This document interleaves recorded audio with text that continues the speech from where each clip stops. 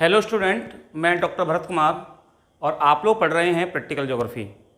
Practical geography में हम लोग पढ़ रहे हैं स्टैटिकल मेथड, और स्टैटिकल मेथड में आज हम एक नया टॉपिक पढ़ने वाले हैं जिस टॉपिक का नाम है विस्तार या परास।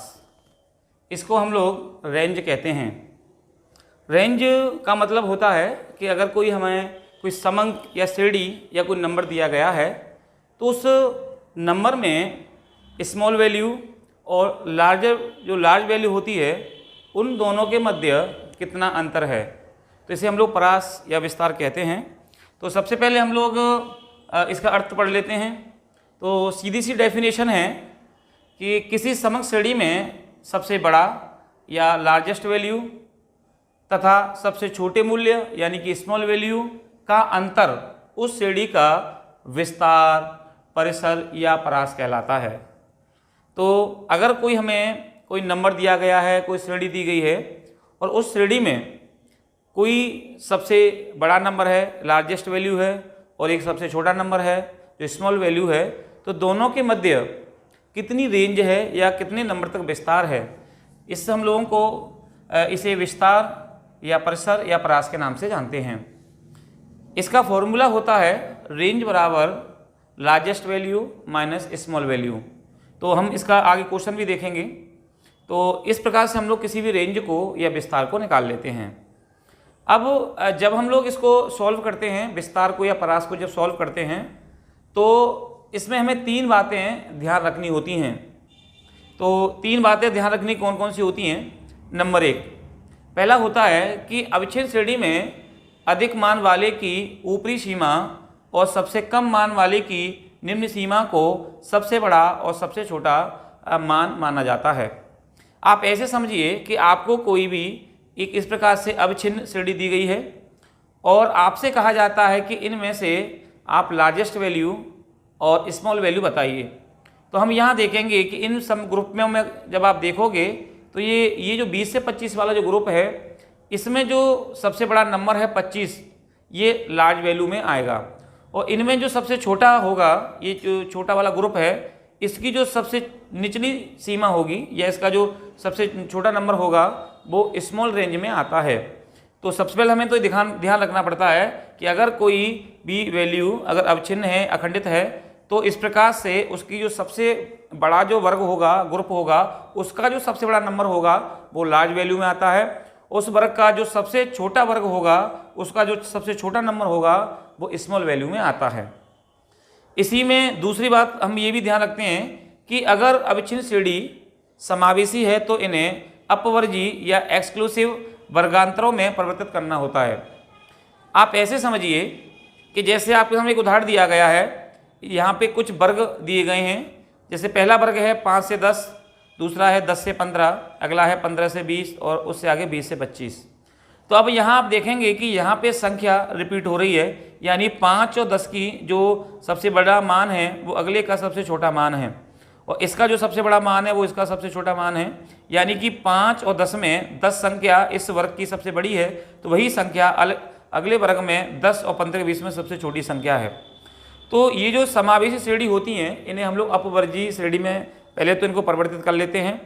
अब इसको आप ऐसे कर सकते हैं कि ये जो नंबर जो दिए गए हैं, आप देखेंगे जब कोई नंबर रिपीट होता है तो इसमें से पहला जो लोअर लिमिट होती है या जो निम्न सीमा होती है, उसमें से हम लोग एक एक का अंतराल आप देखेंगे तो उसमें से 0.5 नंबर घटा के चलते हैं, और जो अधिकतम वैल्यू होती है उसमें 0.5 होता है उसको बढ़ा के चलते हैं।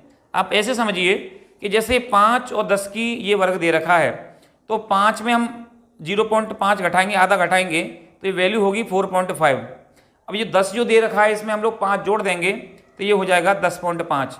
ऐसे ही अगले में आप देखेंगे तो ये 10 दे रखी है, इसमें से आप आधा घटाएंगे तो ये होगा 9.5, और 15 जो अधिकतम वैल्यू है इसकी, इस वाली वर्ग की, वो हो जाएगी 15 यहाँ पे ये 5 हो जाती है। तो इस प्रकार से हम लोग देखते हैं कि प्रत्येक वर्ग में हम आधा आधा घटा देते हैं और आधा नंबर उसमें जोड़ देते हैं। इसके बाद में ये तैयार हो जाता है। और लास्ट और तीसरी होती है, तीसरी जो ध्यान रखने की बात होती है वो होती है कि अगर समंक श्रेणी 2 या 2 से अधिक है तो विस्तार गुणांक की तुलना निम्नलिखित सूत्र के माध्यम से की जाती है। तो सूत्र होता है विस्तार गुणांक बराबर L minus S upon S plus L. तो यहाँ पे L यानी largest minus small value upon small plus largest value. इस प्रकार से हम लोग क्या करते हैं, इसके विस्तार गुणांकों को ज्ञात कर लेते हैं। तो अब मैं आप लोगों को इससे अगला यहाँ पे कुछ सॉल्व करके एक आपको एग्जाम्पल बता रहा हूँ जिससे हम लोग इसको सॉल्व कर पाएंगे। तो आइए इसी परास गुणांक में हम लोग क्वेश्चन समझते हैं। क्वेश्चन दिया गया है कि निम्नलिखित समंकों से वर्षा के परास तथा परास गुणांक कीजिए। यहाँ महीना दिया गया है जनवरी, फरवरी, मार्च, अप्रैल, मई, दिसंबर तक, और नीचे औसत वर्षा सेंटीमीटर में दी गई है। जनवरी में है 1, फरवरी में है 2.8, मार्च में है 3.5, अप्रैल में है 5, इस प्रकार से दिसंबर तक दी गई है। तो इसको जब हम लोग हल करते हैं तो सबसे पहले लार्जेस्ट वैल्यू देखेंगे। तो एल की वैल्यू देखिए, सबसे बड़ी संख्या कौन सी है, तो 30.7 जुलाई की दी गई है, तथा स्मॉल वैल्यू सबसे छोटी संख्या कितनी है, 0.5 जो दिसंबर में दी गई है, यहाँ लिख लेते हैं। इसलिए परास अर्थात फॉर्मूला होता है R बराबर L माइनस एस, रेंज बराबर longest value minus small value. तो L की वैल्यू कितनी है 30.7, यहाँ से ली हमने, स्मॉल वैल्यू है 0.5, इनको दोनों को जब घटाएंगे तो आंसर आएगा इसको घटाने पर 30.2 सेंटीमीटर। तो ये तो हमारी रेंज प्राप्त हो गई। अगर हम इसे परास ज्ञात करना है तो परास गुणांक के लिए फॉर्मूला होता है L minus S upon L plus S. तो L की वैल्यू देखिए कितनी है, यहाँ पे 30.7, यहाँ पे हमने रख दी 30.7 ले ली, और S की वैल्यू स्मॉल कितनी है 0.5। तो 30.7 माइनस 0.5, ऐसे ही 30.7 प्लस 0.5। तो 30.7 में से जब आप 0.5 को घटाएंगे तो वैल्यू बचेगी 30.2। ऐसे ही 30.7 प्लस 0.5 को करेंगे तो वैल्यू होगी 31.2। तो इसका 31.2 का जब 30.2 भाग देते हैं तो हमारा आंसर आता है वो होगा 0.968। तो इसके बाद हम लोग अगले एक क्वेश्चन को और सॉल्व करते हैं। इसी विस्तार या परास में हम लोग दूसरा उदाहरण देखते हैं। क्वेश्चन दिया गया है कि निम्नलिखित समंकों से किसी नगर के तापमान व वर्षा के परास ज्ञात कीजिए तथा परास की तुलना कीजिए। यहाँ एक क्वेश्चन दिया गया है जिसमें महीनों की संख्या, औसत तापमान, औसत वर्षा को दिखाया गया है। तो यहाँ अगर हम लोग बात करेंगे महीनों की, तो जनवरी, फरवरी, मार्च, अप्रैल से लेकर के दिसंबर तक कुछ महीने दिए गए हैं, और नीचे आप देखेंगे तो औसत तापमान सेंटीग्रेड में दिया गया है, जिसमें 15, 17, 26, 29, 32 इस प्रकार से दिसंबर तक ये तापमान दिया गया है। ऐसे ही जो औसत वर्षा है वो सेंटीमीटर में दी गई है। तो जनवरी में जो वर्षा है वो है 4.5, फरवरी में 3.5, मार्च में 1, अप्रैल में 1, मई में 0.5, इस प्रकार से दिसंबर तक ये वर्षा के आंकड़े दिए गए हैं। तो जब हम इस को जब सॉल्व करते हैं तो सबसे पहले हम लोग इनका अलग अलग परास निकालते हैं। तो परास निकालने का सीधा फॉर्मूला होता है, तो जैसे हमने यहाँ तापमान और वर्षा का अलग अलग निकाल रखा है, तापमान का परास निकालते हैं उसमें इसका फॉर्मूला होता है R बराबर L माइनस एस। तो L का मतलब होता है लार्ज वैल्यू। तो देखेंगे तापमान की लार्ज वैल्यू कौन सी है, तो हमें यहाँ देखने पता लगेगा कि 33 जून के महीने में तापमान सबसे ज़्यादा है 33 डिग्री सेंटीग्रेड। स्मॉल वैल्यू कितनी है, तो सबसे कम नंबर देखिए आप जनवरी का है 15 डिग्री सेंटीग्रेड। तो इस प्रकार से लार्जेस्ट वैल्यू 33 और स्मॉल वैल्यू हमें यहाँ 15 प्राप्त हो जाती है। चूँकि परास बराबर या रेंज बराबर L माइनस एस है, तो यहाँ पे फॉर्मूले के अनुसार तो L की वैल्यू है वो 33 है और S की वैल्यू 15 है। तो 33 में से 15 घटाएंगे तो हमारा आंसर होगा 18 डिग्री सेंटीग्रेड। इसी के आधार पर वर्षा को देखेंगे, अगला हम ऐसे ही सेम निकालते हैं। तो वर्षा के लिए भी देखेंगे हम लोग की लार्जेस्ट वैल्यू कितनी है, तो आप यहाँ देखिए कि लार्जेस्ट वैल्यू जुलाई की 28 है, तो हमने 28 लिख लिया। और स्मॉल वैल्यू जो सबसे कम है इसमें देखिए आप लोग कहाँ की है, तो मई की है 0.5, तो हमने लिख लिया।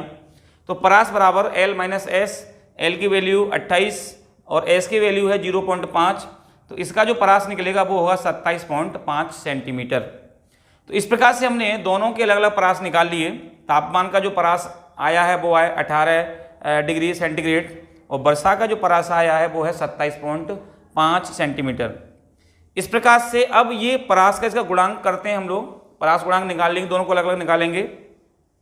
लिख भी रखा है हमने कि तापमान व वर्षा के परासों की तुलना करने के लिए दोनों के अलग अलग परास गुणांकों को ज्ञात किया जाएगा।